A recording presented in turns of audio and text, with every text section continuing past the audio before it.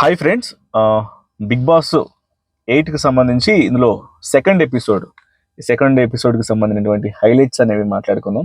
కంటెస్టెంట్లు అందరూ లోపలికి వెళ్ళిన తరువాత అసలు ఈ వీడియోలో నేను అసలు ఈ సెకండ్ ఎపిసోడ్లో చూసిన దాన్ని బట్టి ఎవరి యొక్క బిహేవియర్ అనేది ఎలా అనిపించింది, ఎవరెవరు ఎలా ఉన్నారు, ఏంటి టోటల్గా హైలైట్స్ మాత్రం ఈ వీడియోలో మాట్లాడుకుందాం. అలాగే చూసినటువంటి ఆ వన్ డే వాళ్ళ స్పెండ్ చేసినటువంటి ఆ వన్ డే సినారియో ఏదైతే ఉందో అందులో కొంత అతిగాళ్ళు ఎవరున్నారు, లేకపోతే ఎవరు ఒరిజినల్ గా కొంత జెన్యున్ గా అనిపిస్తున్నారు, అసలు ఎవరి యొక్క బిహేవియర్ అనేది ఎట్లా ఉంది, ఏంటి అసలు టాస్క్స్ అనేవి ఎట్లా ఉన్నాయి, వీటన్నిటికి సంబంధించి కూడా ఖచ్చితంగా ఈ వీడియోలో మాట్లాడుకుందాం. సో మీరు కూడా నేను ఎవరి గురించి అయితే మాట్లాడుతున్నానో వాళ్ళకు సంబంధించి మీ ఒపీనియన్ ఏంటనేది కూడా ఖచ్చితంగా షేర్ చేసుకునేటువంటి ప్రయత్నం చేయండి. ఇక ఫస్ట్ స్టార్టింగ్ హౌస్ లోకి వచ్చిన తర్వాత ఈ మణికంఠ లొల్లి స్టార్ట్ అవుతుంది. మణికంఠకు సంబంధించి ఎప్పుడైతే తనని ఈ నామినేట్ అప్పుడు అనిల్ రావిపూడి చెప్పిన తర్వాత, ఆయన చెప్పేసిన తర్వాత కొంతమంది నలుగురు ఎవరైతే మణికంఠను నామినేట్ చేస్తారో బయటికి తీసుకెళ్ళాలి అనగానే వాళ్ళ మీద ఒక ఏదో చిన్నపాటి విశ్వరూపాన్ని చూపించినట్లుగానే మనోడు కొంచెం అతిగా బిహేవ్ చేశాడని అనిపించింది. అసలు ఎట్లా, నా గురించి మీకు తెలుసా, నేను ఎన్ని నెలల పాటు ఒక రూమ్ లో సింగిల్ గా ఉన్నానో తెలుసా, ఇట్లాంటివన్నీ ఎందుకు చేశారు, నన్ను ఎట్లా, నా గురించి ఏమీ తెలియకుండా మీరు నన్ను ఎట్లా నామినేట్ చేస్తారు, ఎట్లా బయటికి పంపించాలని చూస్తారు అనేది మణికంఠ పాయింట్. సరే ఓకే, ఏంటి వచ్చి రాగానే ఇంకా హౌస్ లో కూడా అడుగు పెట్టలేదు, బట్ ఎట్లా నన్ను అప్పుడే బయటికి పంపించడానికి మీరు నాకు ఎట్లా ఓటేస్తారు అంటే బాధ ఉండొచ్చు కానీ, బట్ అక్కడ అవతల వ్యక్తులకి ఉన్నటువంటి అవకాశం ఏంటి అనేది కూడా కొంత ఆలోచించుకుంటే బెటర్ అనిపించింది. ఎందుకంటే ఖచ్చితంగా ఉన్న వాళ్ళలో నుంచి, ఇప్పుడు సెలెక్ట్ చేయబడినటువంటి వాళ్ళలో నుంచి ఒక పర్సన్ పేరు మీరు ఖచ్చితంగా చెప్పాల్సిందే, అక్కడ స్వాప్ అవుతారు అనే విషయాన్ని మెన్షన్ చేసినప్పుడు వాళ్ళ చేతిలో ఏమీ లేదు, బట్ వాళ్ళకు నోటికి వచ్చినటువంటి ఒక పేరుని చెప్పాలి కాబట్టి వాళ్ళు చెప్పేశారు. దానికి ఏమన్నా పాయింట్స్ లేకపోతే ఆర్గ్యుమెంట్స్ ఇంకేమైనా ఉంటాయి అనుకుంటే ఏమి లేవు అక్కడ. సో ఇదొకటి అక్కడ అలా బిహేవ్ చేయడం జరిగింది. ఆ తర్వాత ఆదిత్య ఓంతో ఆ కొంత నువ్వు అంటే ఆదిత్య ఓం అంటాడు, ఏమంటాడంటే నువ్వు కొంత అంత హైపర్ అవ్వకుండా ఉండాల్సిందే, కొంత మెచ్యూరిటీగా బిహేవ్ చేయాల్సి ఉండేది, అది కొంచెం నీకు ఉండాలి అంతేనంటే. తను కూడా నాకు ఎవరితో ఎట్లా మాట్లాడాలనేది నాకు తెలుసు, బట్ నాకు నేర్పొద్దు, నేను అది చిన్న పెద్ద నేను చూసుకోను, ఇట్లాంటి వాటికి సంబంధించి తనతో ఒక ఆర్గ్యుమెంట్ అనేది స్టార్ట్ అవుతుంది. ఆ ఆర్గ్యుమెంట్ కు సంబంధించి కూడా నీకు అన్ని ఏం చెప్పట్లేదు కానీ, బట్ కొంత మెచ్యూర్ గా బిహేవ్ చేయాల్సినటువంటి అవసరం ఉందనే దానికి సంబంధించినటువంటి క్లారిటీ అయితే ఇచ్చేసి, తినతో ఇంకెందుకు పెట్టుకోవడం అనే ఒక చిన్న విషయం అయితే ఆలోచించుకొని అందరూ వెళ్ళిపోతారు. సో దీని తర్వాత బయట వాష్రూమ్ ఏరియాలో కూర్చున్నప్పుడు, గార్డెన్ ఏరియా దగ్గర అక్కడ కూర్చున్నటువంటి సందర్భంలోనే నిఖిల్ వచ్చి పక్కన కూర్చుంటాడు. నిఖిల్ వచ్చి పక్కన కూర్చొని, సో నువ్వు కొంచెం అది కొంచెం పెద్దవాళ్ళని అంటే నీ ఒపీనియన్ నీకు ఉండొచ్చు, బట్ దాంతో పాటే కొంత అవతల వాళ్ళని కూడా కొంత రెస్పెక్ట్ చేస్తూ మాట్లాడి ఉండటైతే బెటరు, నీకు బాధ ఉందిలే కానీ కొంచెం రెస్పెక్ట్ చేస్తూ మాట్లాడి ఉండాల్సిందే అనే విషయాన్ని మెన్షన్ చేస్తాడు. దానికి సంబంధించి మణికంఠ రియాక్ట్ అయిన తీరు కూడా, నేను ఎందుకు రెస్పెక్ట్ చేస్తాను, నన్ను బయటికి పంపించాలనుకున్న వాళ్ళు నేను దాంట్లో నాకు ఆ సమయంలో నాకు ఏమనిపిస్తే అదే అంటాను, అక్కడ ఉన్నది చిన్ననా పెద్దనా అనేది చూసుకొని అన్నప్పుడు, బట్ మరి నువ్వు ఎట్లా రియాక్ట్ అవుతావు అనే దానికి సంబంధించి నీకు నచ్చినట్టు రియాక్ట్ అయ్యే ఛాన్స్ అనేది, అంటే ఆ అభిప్రాయం నీకు ఉన్నప్పుడు అవతల వాళ్ళు ఎట్లా ఉండాలనేది కూడా వాళ్ళు కూడా రియాక్ట్ అవుతారు కదా, బట్ ఆ టైంలో నువ్వు కొంచెం ఆలోచించుకొని ఉండాల్సింది, అవతల వాళ్ళకి ఒపీనియన్ కూడా నువ్వు గౌరవించాల్సింది కదా అనే విషయాన్ని మెన్షన్ చేస్తాడు. మెన్షన్ చేసినప్పుడు నువ్వు ఎందుకు పదే పదే ఈ విషయాన్ని నన్ను ట్రిగర్ చేసే ప్రయత్నం చేస్తున్నావు అని మళ్ళీ తిరిగి నిఖిల్ మీదే మణికంఠ అంటాడు. అన్నప్పుడు ఏంటి, నేను నిన్ను కన్సర్న్ చేస్తున్నాను, నువ్వు ఒక ఇంటెన్షన్ లో ఉన్నావు, నువ్వు ఒక ఇబ్బందిలో ఉన్నావు, కొంచెం ఆ బాధలో ఉన్నావు అన్న ఉద్దేశంతోనే నిన్ను సార్ట్ అవుట్ చేసేటువంటి ప్రయత్నం చేస్తున్నా విషయం చెప్పినప్పుడు నువ్వు అది మళ్ళీ మళ్ళీ కూర్చుతున్నట్టు అనిపించింది అని ఆ ఇన్సిడెంట్ ని, అంటే తను ఎక్కడైతే ఆ యాంగర్ మేనేజ్మెంట్ చేయలేక పడుతున్నటువంటి ఇబ్బందిని కూడా ఒప్పుకోకుండా, పైగా అవతల వ్యక్తి నన్నేదో ఇబ్బంది పెడుతున్నాడు అనే రకంగా ఆలోచించి దాన్ని మనసులో పెట్టుకున్నాడు అనేది మాత్రమే నాకు అనిపించింది. సో అది వాళ్ళ జరిగినటువంటి ఆ కన్వర్జేషన్ లో మణికంఠకు సంబంధించి నాకు అనిపించినటువంటి విషయం అది. సో నెక్స్ట్ దీని తర్వాత ఇక హౌస్ మేట్స్ అందరూ డే స్టార్ట్ అవుతుంది, అంతా బాగానే ఉంటది, బట్ మనం హైలైట్సే మాట్లాడుకుందాం. మరీ ఏదో క్యూరోలో చెప్పినట్లు నెక్స్ట్ జరిగింది అనుకుంటా అక్కడక్కడ కొన్నిసార్లు అటిట్ అయినప్పటికీ కూడా, బట్ ఎపిసోడ్ లో జరిగినటువంటి హైలైట్స్ మాత్రమే నేను మెన్షన్ చేస్తున్నా. ఇక మెయిన్ అయితే ఇది ఇలా ఉంటే తర్వాత సోనియా అలాగే శేఖర్ భాష మధ్య జరిగినటువంటి ఇన్సిడెంట్. సో అక్కడ ఎప్పుడైతే వీళ్ళు కొంచెం ఆరెంజెస్ తో ఆడుతూ ఉన్నారో, ఆరెంజెస్ తో ఆడుతున్నటువంటి సిచ్యువేషన్ కి సంబంధించి ఎస్ అది ఫుడ్డే. ఆ వీళ్ళు ఎవరైతే కొంతమంది పీపుల్ ఉంటారో వాళ్ళందరూ కలిసి కొన్ని ఆరెంజెస్ తీసుకొని ఆరెంజెస్ తో గేమ్ స్టార్ట్ చేస్తారు. ఆరెంజ్ తో ఒకళ్ళొకళ్ళు క్యాచ్లు పట్టుకోవడం అలాంటివి స్టార్ట్ చేసినప్పుడు ఫుడ్ని ఎందుకు ఇట్లా చేస్తున్నారు, ఫుడ్ని ఇట్లా చేయకండి అనే దానికి సంబంధించి సోనియా రియాక్ట్ అవ్వటం అనేది ఓకే ఫైన్. సోనియా రియాక్ట్ అవ్వచ్చు, ఎందుకంటే అది ఫుడ్. సరే దాని మీద అది ఫ్రూట్స్ అనే వాళ్ళు అనుకున్నప్పటికీ కూడా ఫుడ్ కదా, ఎందుకు అట్లా చేస్తారు, మనకు ఉండేదే తక్కువ ఇచ్చినప్పుడు ఇలా ఎందుకు చేస్తున్నారు మీరు, దయచేసి అట్లా ఆడొద్దు అనే దానికి సంబంధించి చెప్పడంలో తప్పలేదు. కానీ ఇక్కడ తను ఏం చేస్తుందంటే, మీరు ఆ ఫుడ్ ఆరెంజెస్ తో ఆడుకునే వాళ్ళు ఎవరు కూడా ఆరెంజెస్ ను మళ్ళీ ముట్టడానికి వీల్లేదు, మీరు ఎవరు కూడా వాటిని తినడానికి వీల్లేదు. సో మరి ఇది ఖచ్చితంగా మళ్ళీ మళ్ళీ చెప్తున్నాను అనుకుని ఆర్డర్స్ వేస్తుంది. ఆర్డర్స్ వేసినప్పుడు శేఖర్ భాష అంటాడు, నువ్వు చెప్పొచ్చు కానీ ఆర్డర్స్ వేయకూడదు, అసలు ఆరెంజెస్ ముట్టకూడదు అనే విషయాన్ని నువ్వు ఎట్లా చెప్తావు, అసలు నువ్వు చెప్పడానికి ఎవరు, అందరికీ రైట్ ఉంటది, అందరికీ సమానమైనటువంటి హక్కు ఉంది, బట్ నువ్వు ఒక్కదానివి అట్లా డిసైడ్ చేసి చెప్పొద్దు అనే విషయం గురించి మెన్షన్ చేస్తాడు. బట్ శేఖర్ భాష ఆ విషయాన్ని చెప్పడం కూడా తప్పే. కాకపోతే ఇక్కడ ఇద్దరు వర్షన్ లో కూడా కొంత నాకు తప్పుగా అనిపించింది. ఏంటి అంటే సోనియా మాట్లాడుతూ నువ్వు అది నువ్వు నీ ఫుడ్ ని నీకు ఇచ్చినప్పుడు నువ్వు ఎట్లయినా తినుకో, నువ్వు అది డ్రైనేజ్ లో కలుపుకొని తినేస్తావా, లేకపోతే ఇంకెక్కడ పెట్టుకొని తినేస్తావా, అక్కడ పెట్టుకుని ఎట్లయినా చేసుకొని తినేసాయి, నువ్వు ఎందులో వేసుకున్నా తినేసాయి, బట్ అందరికి సంబంధించి మాత్రం నువ్వు అట్లా చేయొద్దు. అదే మనిషిలాగా తినే వాళ్ళకైతే మాత్రం అది ఖచ్చితంగా ప్రాపర్ గా తింటారు. కానీ ఆ రకమైనటువంటి మాటలు మాట్లాడినప్పుడు ఇంత శృతి మించాల్సినటువంటి అవసరం లేదనిపించింది. అయితే దీనికి శేఖర్ భాష వర్షన్ లో కూడా అంటే ఇప్పుడు నేను మనుషులైతే మాత్రం అలా తినొద్దని నువ్వు అంటున్నావు కాబట్టి, అంటే ఇప్పుడు నేను ఇది తింటున్నా అంటే ఇప్పుడు నేను మనిషిని కాదా, నేను మనిషిని కాదా, తింటా తింటా తింటా అని చెప్పారు తను కూడా. అంటే అక్కడ వాళ్ళిద్దరి మధ్య డామినేషన్ నడిచింది. సోనియా కొంత అంటే తను చెప్పాల్సిన విషయం అనేది అక్కడ పాయింట్ ఉంది, కానీ దానికి మించి చేసిందేమో అని ఒక ఫీలింగ్ అయితే వచ్చింది.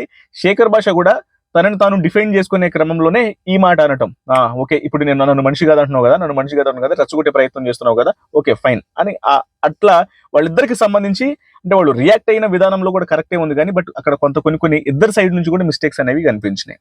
సో ఇది అయితే ఇక్కడ సోనియా ఆ తర్వాత బేబక్కని కొంత వాంటెడ్లీ ఇప్పుడు ఫుడ్ అక్కడ కుక్కర్ దగ్గర వంట చేస్తుంది, మాకు ఆకలి అవుతుందనే విషయం చెప్తుంది. ఆకలి అవుతుందనే విషయం చెప్పినప్పుడు కుక్కర్ ఆగిపోయింది, బట్ దానికి సంబంధించి నేనేం చేయలేను కదా అనే విషయాన్ని తను కన్వే చేస్తున్నప్పుడే, అంటే తను పెద్ద రియాక్టివ్ గా ఉండట్లేదు, తను చెప్పినప్పుడు అంత ఇర్రెస్పాన్సిబుల్ ఏంటంటే నేనా ఇర్రెస్పాన్సిబుల్ ఏముందని తను షాక్ అవుతుంది. ఇర్రెస్పాన్సిబుల్ అనేది ఏముంటుందని చెప్పి నాకు అనిపించింది. ఓకే కుక్కర్ పని చేయట్లేదు, అది వేరే వాళ్ళకి కూడా షేర్ చేసుకుంటే ఏదో ఒక సొల్యూషన్ దొరికేదేమో, తను చెప్పకపోవడం తప్పే కానీ బట్ ఇర్రెస్పాన్సిబుల్ అనేంతలాగా ఏముంటది అనే విషయం నాకు అనిపించింది. ఈ ఇన్సిడెంట్ కు సంబంధించి ఒక 2-3 సార్లు వేరే వాళ్ళతో కూడా మాట్లాడుకుంటూ ఆమె ఫుడ్ అనేది అతను చేస్తూ ఉంది అని అనుకుంటున్నాం, కానీ ఊరికే అలా ఆగిపోయిందన్న విషయాన్ని మెన్షన్ చేయకుండా అలా చేస్తే ఫుడ్ విషయం సంబంధించి తను అట్లా చేయటం కరెక్ట్ కాదు కదా అని ఇదే విషయాన్ని తీసుకెళ్లి ఇంకొక ఇద్దరు ముగ్గురికి చెప్తుంది సోనియా. ఎందుకు అంత ఇష్యూ చేయాల్సినటువంటి అవసరం ఏముంది దాన్ని అని కూడా అనిపించింది. బట్ అక్కడ మాత్రం ఆమె జస్ట్ అబ్జర్వ్ చేసి వదిలేసింది బేపక్క, ఓకే ఫైన్. బట్ అది దానికి సంబంధించి ఈ ఇష్యూ అనేది కూడా పెద్ద ప్రొలాంగివ్ గా ఏం అనిపించలేదు. సో వీటి తర్వాత ఎప్పుడైతే ఈ మణికంఠ అనే వ్యక్తికి సంబంధించినటువంటి ఇన్సిడెంట్స్ అనేవి జరుగుతూ ఉన్నాయో తిను ఆల్రెడీ మనసులో పెట్టుకుంటున్నాడనే అనిపిస్తుంది నాకు. ఎందుకు అంటే మళ్ళీ తను సీత దగ్గర అదే విషయాన్ని మెన్షన్ చేస్తాడు, నాకు నిఖిల్ దొరుకుతాడు అనుకున్నా, కానీ ఇప్పుడు నిఖిల్ వాళ్ళిద్దరి మధ్య ఎక్కడైతే ఫైరింగ్ విషయం అనేది స్టార్టింగ్ లో జరిగిందో, ఎందుకు కొంత పెద్దవాళ్ళని కూడా చిన్న పెద్దని తేడా లేకుండా అట్లా మాట్లాడుతున్నావు, రెస్పెక్ట్ ఇవ్వాల్సింది అనే విషయానికి సంబంధించి వచ్చినప్పుడు నేను చిన్న పెద్దని ఆలోచించును, నాకు మనసులో ఏదనిపిస్తే అది అనేస్తాను అని చెప్పాడు కదా.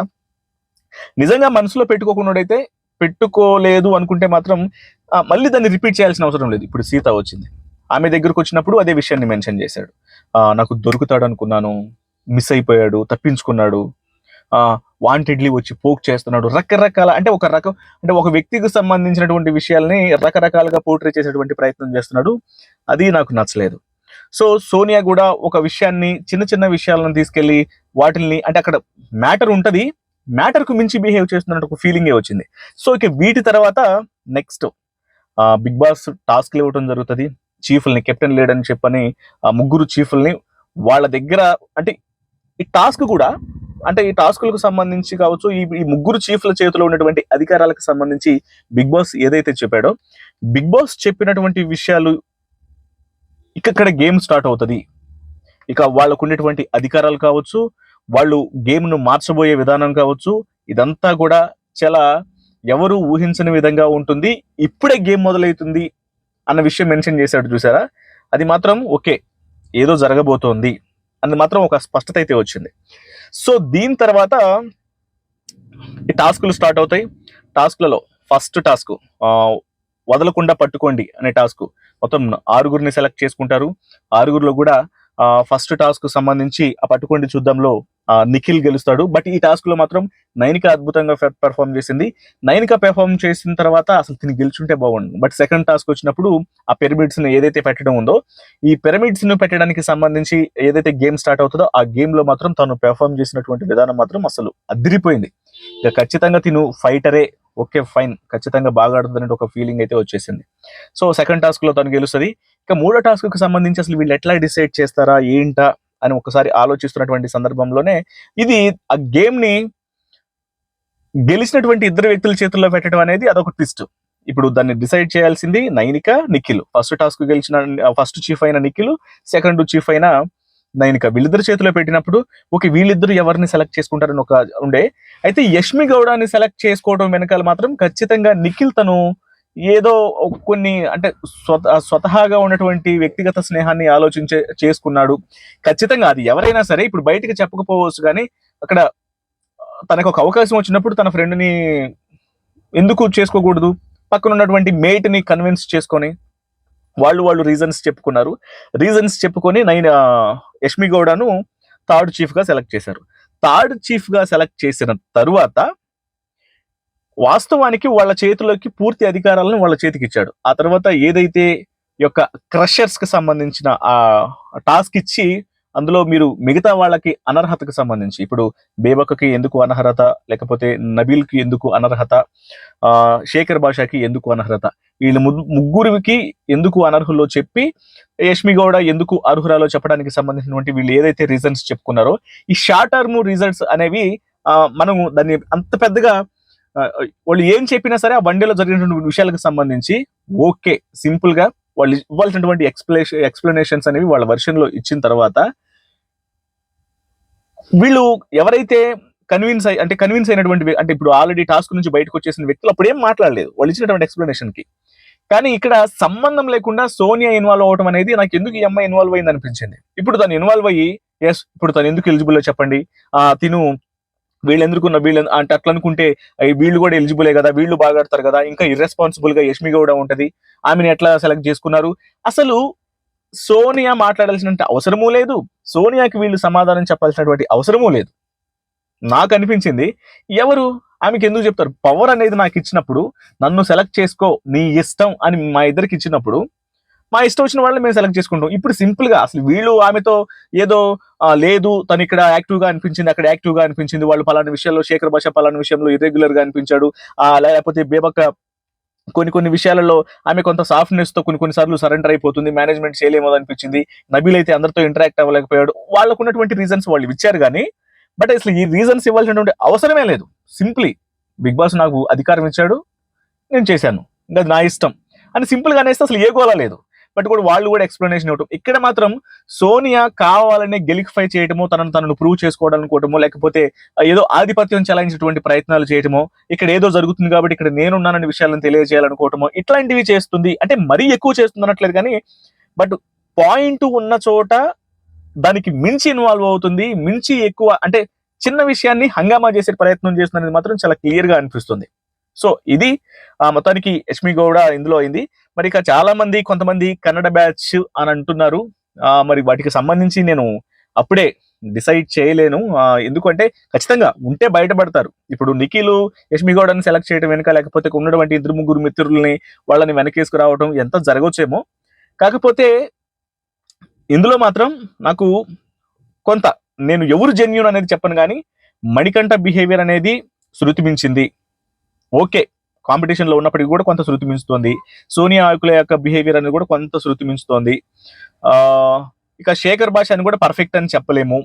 మిగతా వాళ్ళందరూ కూడా చాలా సైలెంట్ గా ఉంటారు. కానీ సోనియా మాట్లాడుతున్నప్పుడు మాత్రం విష్ణుప్రియ ఒకటే మాట అంటది. నేను విష్ణుప్రియ చాలా సేఫ్ గా ఉండి దాక్కుంటుందని అనుకున్నాను. కానీ ఇప్పుడు ఆమె ఇర్రెస్పాన్సిబుల్, ఆమె సరిగా లేదు, ఆమె మాకు కరెక్ట్ కాదు అనే విషయాన్ని సోనియా చెప్తున్నప్పుడు విష్ణుప్రియ రియాక్ట్ అయ్యి, అసలు నువ్వు ఆమెని కాదు, ఎలిజిబుల్ కాదు అని అంటున్నావు, నువ్వు మిగతా వాళ్ళ పేర్లు ఎవరి పేర్లు అని చెప్తే వాళ్ళని కూడా మేము ఎలిజిబుల్ కాదని మేము కూడా అనుకుంటాం కదా, నీ అభిప్రాయాల మొత్తాన్ని మేమేదో గౌరవిస్తున్నట్లు నువ్వెట్లా అంటావు? వాళ్ళకు ఒక అవకాశం ఇచ్చారు, వాళ్ళ అవకాశాలని వాళ్ళని వాడుకోనివ్వు, నువ్వెట్లా క్వశ్చన్ చేస్తావు?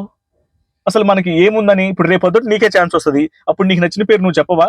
ఇప్పుడు మరి నువ్వు ఎందుకు దాన్ని వాళ్ళు తీసుకున్న నిర్ణయానికి సంబంధించి యష్మి గౌడాన్ని సెలెక్ట్ చేసుకోగానే నువ్వు ఇట్లా రకరకాల రాద్ధాంతం చేస్తున్నావు అనేటువంటి పాయింట్ రైజ్ చేసినప్పుడు అది నాకు వ్యాలిడ్ గా అనిపించింది. సో ఇది నాకు ఫస్ట్ ఎపిసోడ్ కి సంబంధించి. మొత్తానికి కంటెస్టెంట్ల నుంచి వాళ్ళ యొక్క ఒక ముఖ చిత్రాలని బయటికి తీసే ప్రయత్నం అయితే మాత్రం చాలా క్లియర్ గానే జరుగుతుంది. ఇక బిగ్ బాస్ అంటే మనం ఇంకా తగ్గేదేలే, అది ఖచ్చితంగా అలాగే జరుగుతుంది. కాబట్టి ఎస్, ఈ వీడియో మీద నేను చెప్పినటువంటి వ్యక్తులకు సంబంధించి మీ అభిప్రాయం అనేది ఖచ్చితంగా కామెంట్స్ రూపంలో తెలియజేయండి. Thank you so much.